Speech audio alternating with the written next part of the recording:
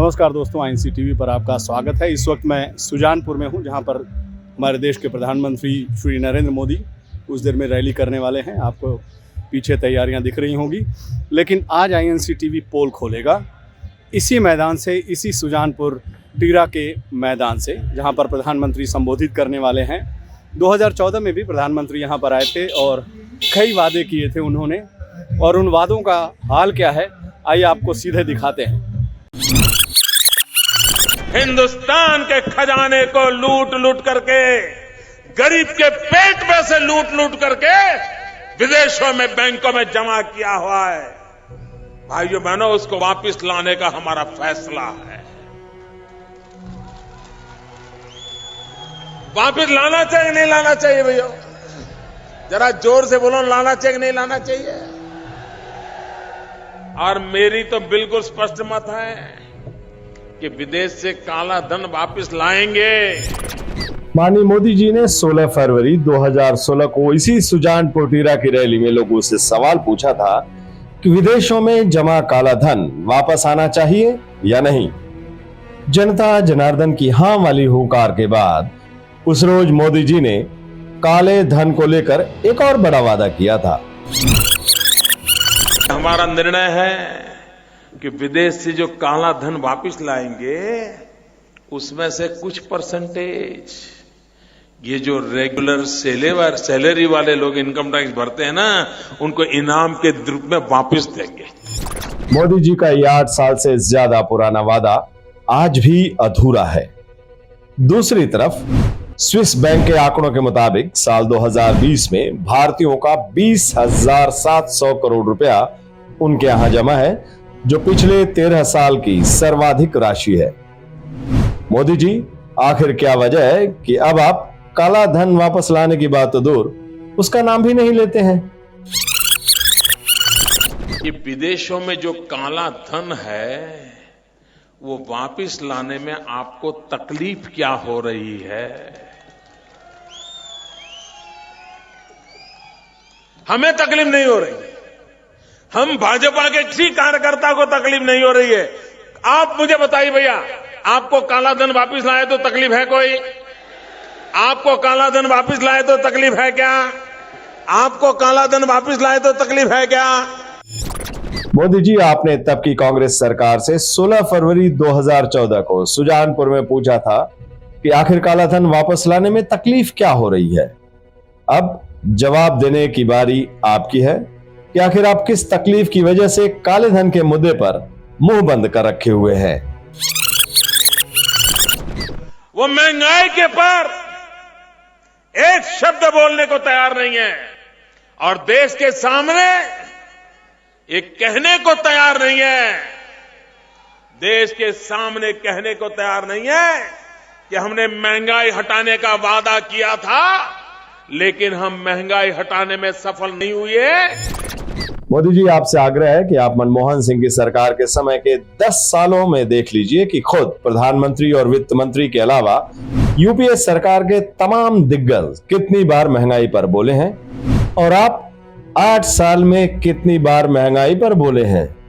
ठीक तरीके से एक बार भी नहीं। और आपके राज्य में महंगाई हिंदुस्तान के हर रिकॉर्ड को ध्वस्त कर चुकी है।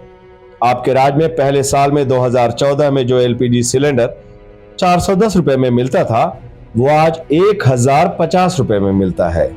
साल 2014 में जो पेट्रोल 70 रुपए प्रति लीटर मिलता था, वो आज तकरीबन 100 रुपए प्रति लीटर की दर से मिलता है। आपके राज्य से पहले डीजल 55 रुपए लीटर था, लेकिन आज वो 90 रुपए प्रति लीटर है। आपके राज्य से पहले सरसों का तेल 90 रुपए प्रति लीटर बिक रहा था, आज वो 200 रुपए प्रति लीटर से बिक रहा है।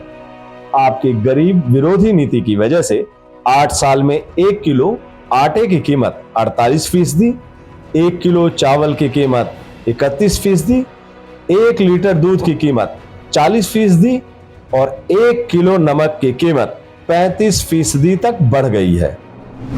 अब आप बस ये बता दीजिए कि महंगाई के मुद्दे पर माफी मांगने की जो मांग आपने साल 2014 में मनमोहन सरकार से की थी, उसे आप खुद कब पूरा कर रहे हैं? देश की जनता हमें क्षमा करे, ये 2 शब्द कहने की उनमें ताकत नहीं है भाइयों बहनों। 16 फरवरी 2014 को इसी सुजानपुर टीरा की रैली में माननीय मोदी जी ने हिमाचल के नौजवानों को रोजगार के नाम पर भी कई शब्द बाग दिखाए थे। गौर से सुनिए उनके वो फर्जी वादे। नौजवान रोजगार के लिए दर दर भटकता हो, बूढ़े मां बाप बेटा कुछ कमाई करके लाए उसकी आशा में बैठे हो, लेकिन उस नौजवान को भी भरोसा नहीं है कि मेहनत करने का इरादा होने के बावजूद भी वो अपने मां बाप का पेट भर पाएगा कि नहीं भर पाएगा। बड़े शातिर तरीके से मोदी जी ने रोजगार के मुद्दे पर इमोशनल कार्ड खेला था, लेकिन आज हिमाचल में रोजगार की हकीकत क्या है? अभी 5,20,000 युवा बेरोजगार है। दूसरी तरफ 67,000 सरकारी पद खाली पड़े हुए हैं। राष्ट्रीय स्तर पर बेरोजगारी की बात अगर आंकड़ों के जरिए करें तो सरकारी आंकड़ों के मुताबिक मोदी सरकार के आने से पहले देश में बेरोजगारी दर 3.4% थी, जो इस समय बेरोजगारी के सारे रिकॉर्ड को ध्वस्त करते हुए 8.7% हो गई है। बेरोजगारी के आंकड़ों पर नजर रखने वाली संस्था centre for monitoring Indian economy यानी CMIE के मुताबिक अभी देश में करीब 40 करोड़ लोगों के पास रोजगार है, जबकि मोदी सरकार के आने से पहले 43 करोड़ लोगों के पास रोजगार था। CMI की हाल ही में एक रिपोर्ट आई थी जिसमें बताया गया था कि भारत में अभी 90 करोड़ लोग रोजगार चाह रहे हैं, लेकिन इनमें से आधा 45 करोड़ लोगों ने निराश होकर रोजगार तलाशना ही बंद कर दिया। हमारे हिमाचल का किसान जो एप्पल की खेती करता है, अटल जी जब थे तो क्या कारण था कि किसान को पूरे दाम मिलते थे और यूपीए की सरकार आई, ऐसा तो क्या कारण हुआ कि दाम गिर गए? भाइयों बहनों, किसान ने मेहनत की, एप्पल पैदा किए, देश में एप्पल की जरूरत है, लेकिन आपने ऐसी नीतियां क्या बनाई कि जिसके कारण विदेशों से तो एप्पल आता है, लेकिन मेरे हिमाचल के किसान को पूरे दाम नहीं मिलते हैं। ये आपके नीतियों का परिणाम है कि पहाड़ों में जिंदगी गुजारने वाला मेरा किसान परेशान है। मोदी जी हिमाचल का सेब किसान आपके मित्र, मैनेजर और मार्गदर्शक अडानी जी की वजह से वाकई आज परेशान है।